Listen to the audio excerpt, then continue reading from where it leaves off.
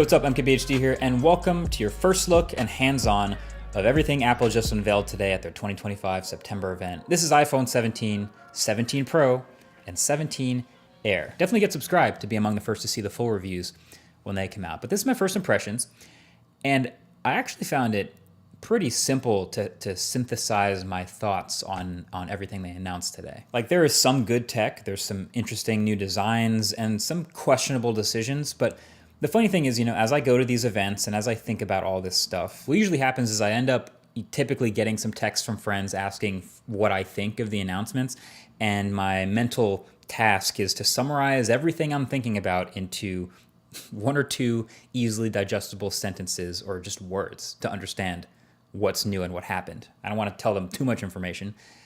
And so that's what I'm going to give you about each of the things Apple announced today. I'm going to give you my super compressed version of what I saw. So let's just start with the iPhone 17, right? The base new iPhones. My ultra simple summary for the iPhone 17 would be, hey, it got ProMotion and a better selfie camera, and the rest is mostly the same.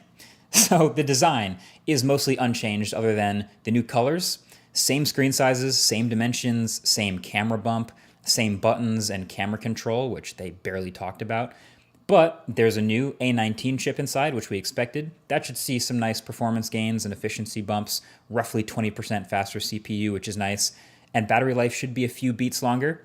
And the display is brighter too, getting up to 3000 nits.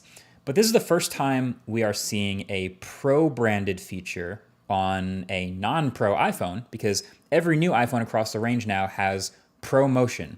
And it's the same ProMotion too. It's the adaptive 1 to 120 hertz.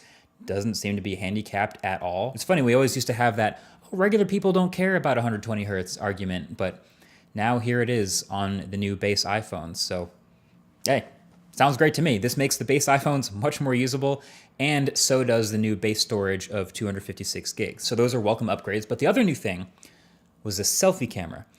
And it was funny, the keynote was pretty chill up until the point where they started to talk about this, and it was actually the loudest applause, and it was really tempting to make fun of it. But I actually do think this is really clever, because all these new iPhones have this massively upgraded selfie camera system. They're calling it center stage, but I actually think that kind of does a disservice, because the actual center stage on their laptops and stuff is kind of annoying. But what's happening is, with these phones, they all have a larger 24 megapixel square selfie camera sensor. And so then when you go to take a selfie, the phone can take a regular vertical selfie, or can manually or even automatically take a horizontal selfie without you having to rotate the phone. And honestly, this might be genius. Like, the default for most people is obviously to take a vertical selfie now. It just fits on the phone. You're probably viewing it on the phone. But if you go to take a horizontal selfie to fit more people, suddenly the camera lens is off to the side and it's a little bit less natural looking.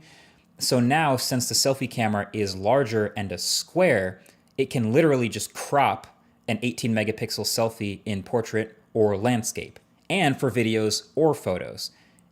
I think it's great. It's very useful. It might be the biggest upgrade to the iPhone 17.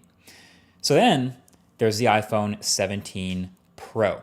And my quick friendly summary of the Pro phones is, hey, they got better zoom and more battery and orange.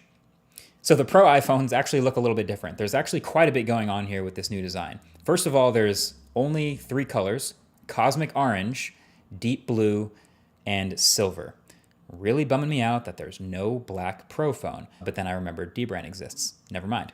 But then the thing that's going to catch everyone's eye on the back is the camera bar up at the top, which is what Apple keeps calling in their keynote a plateau. It kind of looks a little bit like the Pixel's visor, or frankly what we've been seeing on a ton of other Android phones for years now, just a huge bar across the top of the back of the phone. But it's actually not just cameras in here. Apple's done some rearranging of the insides of the phone to actually shove more components, like the A19 Pro chip and the logic board and storage up here in that bar, so they could fill out more of the bottom of the phone with more battery. And that approach is going to make even more sense in a little bit. But my first reaction to that is, oh yeah, great. That sounds like these Pro phones might actually come with a real substantial battery upgrade from last year, which is again very welcome. Now you might also notice some other little things like the millimeter wave antenna at the top of the phone and the ring around that plateau actually also being an antenna. But then the other new design element is that they actually switched back